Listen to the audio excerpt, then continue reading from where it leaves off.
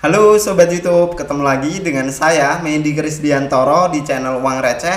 Pada kesempatan kali ini kita quick update saja mengenai price action dari Bitcoin, di mana analisis Uang Receh sebelumnya juga masih sesuai dengan apa yang tercermin di chart candle untuk hari ini. Nah, buat kalian yang penasaran bagaimana Uang Receh itu ngupas untuk analisis pada hari ini, simak penjelasan Uang Receh sampai akhir. Dan tentunya buat kalian yang belum subscribe channel Uang Receh, mari bersama-sama kita dukung channel Uang Receh dengan klik tombol subscribe-nya. Tanpa berlama-lama kita masuk ke informasi yang pertama.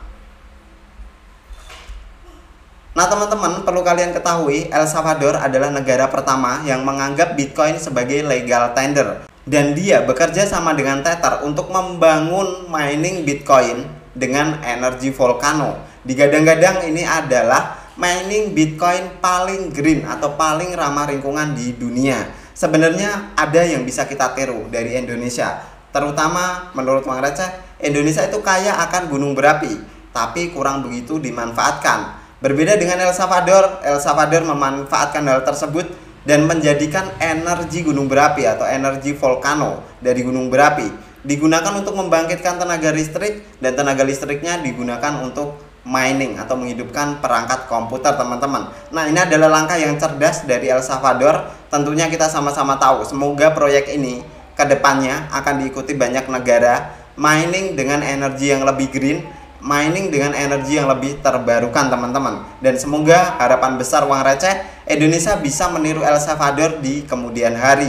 Nah, kita lanjut ke berita kedua. Ini sama diposting di X atau Twitter dari Reg Capital, di mana menurut Reg Capital ini dia membandingkan antara halving tahun 2020 dengan halving tahun 2024. Dia mengambil perbandingan di mana 200 hari sebelum halving itu Bitcoin sama-sama kena reject dari posisi tertingginya. Di tahun 2019 kalian bisa melihat sendiri, untuk all time high-nya itu sempat menyentuh ke kisaran level 17 ribuan. After itu 200 hari setelahnya Bitcoin justru malah mengalami penurunan. Nah, hal inilah yang menurut si Reg Capital ini bakal terjadi di tahun 2024, di mana posisi sekarang Bitcoin itu juga sudah terreject dari posisi all time high-nya di sekitar 31.800, dan ada potensial menurut Reg Capital Bitcoin bisa menyentuh ke kisaran level 20.000 atau mungkin under dari 20.000. Nah, benarkah hal ini bisa terjadi, teman-teman?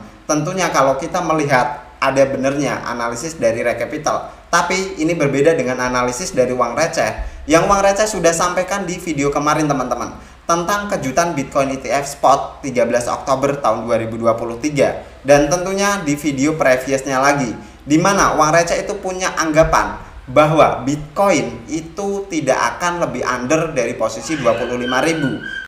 Karena sejak Januari tahun 2023 Bitcoin itu masuk ke dalam bull market, di mana untuk potensi higher high, higher low-nya itu selalu lebih baik, teman-teman, dan belum pernah break satu kali pun.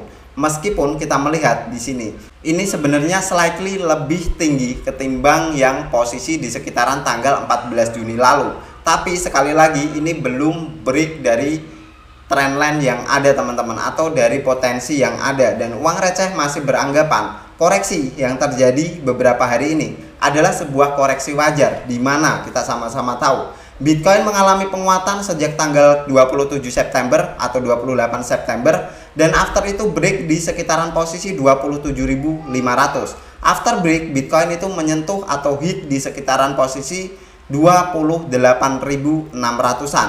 Dan after itu kita melihat Bitcoin terjadi rejection dari area sana, dan sekali lagi Bitcoin retest ke posisi 27.500. Artinya satu syarat sudah terpenuhi, teman-teman, di mana Bitcoin after break resistennya terjadi retest.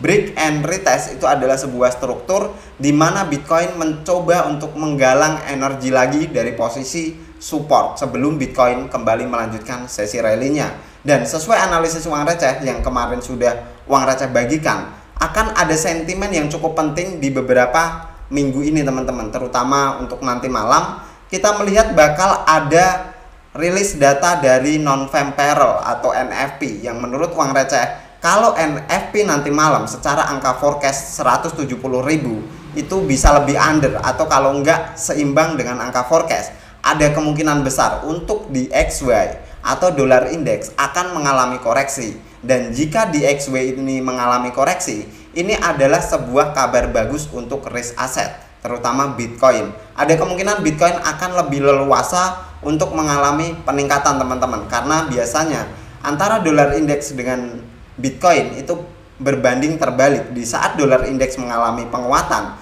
justru Bitcoin akan mengalami penurunan. Dan untuk dolar indeks mengalami penurunan, disitulah bisa kita melihat untuk Bitcoin akan mengalami penguatan. Nah, untuk DXY sendiri menurut uang receh, sejak di sekitaran tanggal 14 Juli kita melihat DXY itu terus mengalami rally, dan rally-nya ini rally yang cukup cakep teman-teman, dimana semua struktur itu sudah terbentuk. Ada yang namanya higher high, after itu terbentuk yang namanya higher low, dan itu selalu diulangi teman-teman. Ini adalah struktur yang belum pernah patah. Dan menurut uang receh pribadi, struktur ini cukup kuat, dimana uang receh melihat exponential moving average 21 ini menjadi tahanan yang cukup dimanfaatkan oleh DXY itu sendiri. Dan jika teman-teman ini DXY besok itu mengalami pelemahan, hanya sekedar untuk retest ke exponential moving average 21. Dan after itu kemungkinan besar DXY akan kembali melanjutkan sesi rally-nya.